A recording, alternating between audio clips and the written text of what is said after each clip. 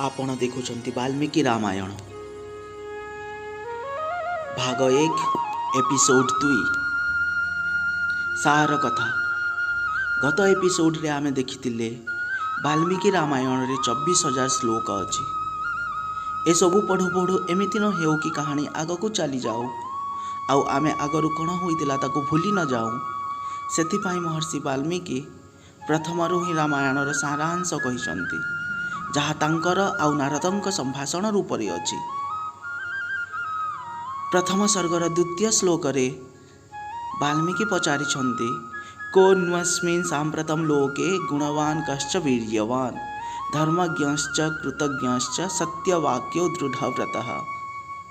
वर्तमान संसार रे गुणवान, वीर्यवान, सत्यवादी, धर्मज्ञ, उपकारी और दृढ़ प्रतिज्ञ लोक किए? वाल्मीकि सांप्रतम शब्द प्रयोग करिसंती, जार अर्थ वर्तमान। सी एक समकालीन व्यक्ति विषय रे पचारुछंती। आउ पुणी एतत् इच्छाम्यहं श्रोतुं परम कौतूहलं हि मे महर्षे त्वं समर्थोऽसि ज्ञातुम् एव विधं नरम। हे महर्षि, मो यह शुणिबा पई बेसी व्याकुल। आपण ही सेमिति पुरुषंकु जानिछंती। एठी वाल्मीकि नरम कहिछंती।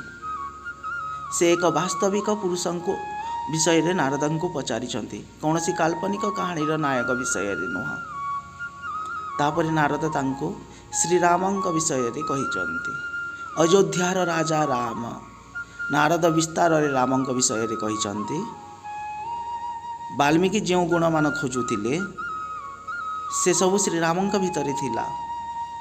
श्रीरामंक अन्य गुण गुड़िक मध्य नारद कहिछंती, यथा श्रीराम सुंदर तो थिले, तथापि शत्रु मानक मनरे बहुत भय उत्पन्न कराउथिले। भव्य मस्तक, चौड़ा छाती, लंबा बाहु और तेजस्वी शरीर थिले मध्य से सुशास्त्रज्ञ सुज्ञानी मध्य थिले। से सुविचारी और उदार हृदयी थिले आउ धनुर्विद्या रे धुरंधर थिले। समस्त को भल व्यवहार देउथिबारु प्रजा मानक प्रिय थिले। सबु बेले सतर्क रहुथिले। नारद दृढ़तार सह कहिसंती, वास्तव रे राम काहा सहित भी तुलनीय नुहंती। सेथिपाई अयोध्यार राजा दशरथ तांको राज्यर उत्तराधिकारी करिबा पाई निर्णय करिथिले। किंतु राजा दशरथ प्रथमे रानी कैकेयी को 2टी वर प्रदान करथिले।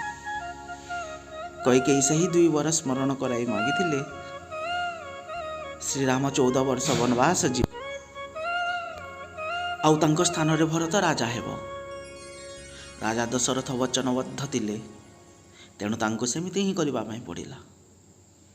देवी सीता और भाई लक्ष्मण मध्य श्रीरामंक सहित वन को गले। एपटे अयोध्या रे भरत राज्य ग्रहण न करी एथिरे श्रीरामंकर ही अधिकार भावी राज्य परिचालित कले। 14 वर्ष वनवास समाप्ति हेबार थिला आउ सेतेबेले रावण देवी सीता को अपहरण कला। श्रीराम हनुमान आउ वानर सेनांक सहायता रे लंका को आक्रमण कले। भयंकर युद्ध रे रावण पराजित होई मृत्युवरण कला। एहीपरि नारद कहानीर सारांश आउ श्रीरामंक गुण विषय रे परिचय प्रदान कले।